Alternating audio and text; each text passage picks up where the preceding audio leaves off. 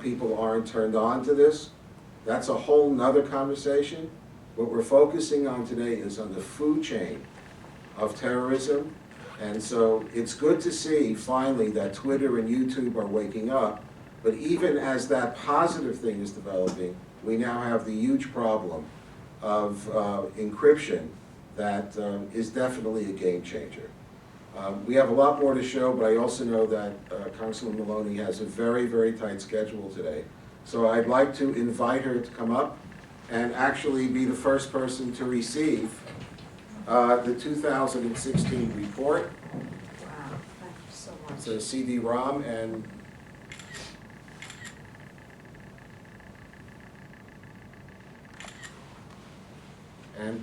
we know that in the coming weeks and months that we'll be joining you in Washington to at least bring the learning curve up for all of us. And again, the main point that I made is, I think it's certainly true of Congresswoman Maloney. We would like to have a world where we don't need more legislation, but if the companies don't help out, there will be no choice. Thank you so much. I'm so pleased to be here today, and I thank the Simon Wiesenthal Center for this incredibly important report and for giving me the first copy of this report, and I certainly want to take it back to Congress. This is the 18th time that they have presented this important research. Regrettably, I'm usually in Washington and not able to join them at this presentation, so I am so pleased to be here today to be with them. And I intend to take this back to Congress and to really, I'd like to submit one to the FBI and to the CIA. I think this is something that is of critical importance. We know that New York remains terrorism target #1 in the United States.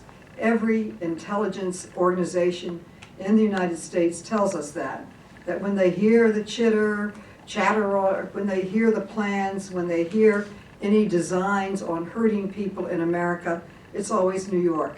So as a legislator who supports New York and represents New York, this is really life important to me and to my constituents. And we need to pay more attention to it, and this research is extremely important and could save lives if we pay more attention to it. So I am very, very delighted to join the Simon Wiesenthal Center as it releases its 2016 report on digital terrorism and hate. And I particularly want to recognize Rabbi Abraham Cooper, Associate Dean of the Simon Wiesenthal Center, who heads up this digital terrorism and hate project. Also, Michael Cohen, the Eastern Regional Director of the Simon Wiesenthal Center.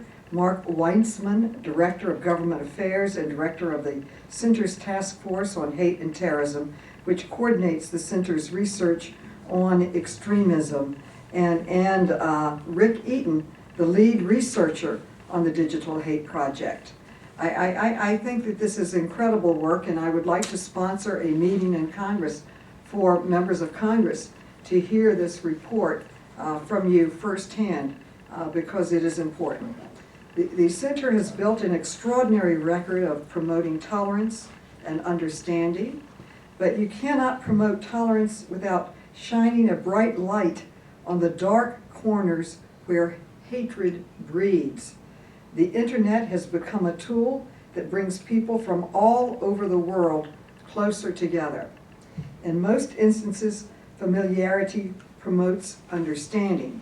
But we are also starting to see that the internet can bring forces that promote hatred and terrorism closer together. It has been a place where anti-Semites and anti-Zionists, racists, Islamophobes, and neo-Nazis find common ground. And I would say also those who want to harm America can find common ground. We know from the FBI sites here in New York City and the police site that there have been 16 different attempts to hurt New York since 9/11. Gratefully, they were all thwarted. They were all stopped. But that effort is out there, and the internet is used to coordinate it. ISIS has been effective at using social media as a recruitment tool. Haters troll the internet with terrible comments and conspiracy Theorists can easily set up a professional-looking website.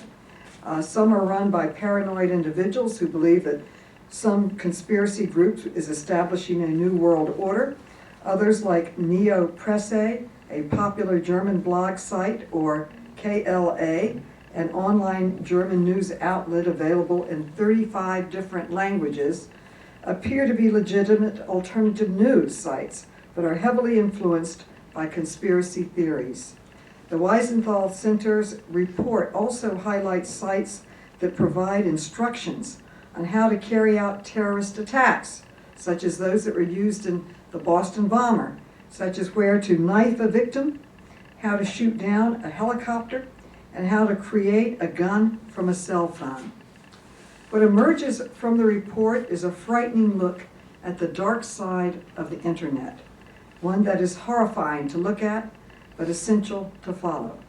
I really want to sincerely congratulate the Wiesenthal Center for creating an interactive tool that allows citizens to report these sites so that they can be monitored and dealt with appropriately.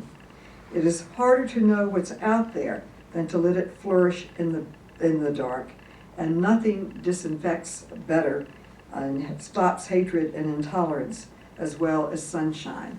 So I want to thank the Center for putting a spotlight on the internet and the dark side of the internet and how it can be used to promote terrorism and hatred.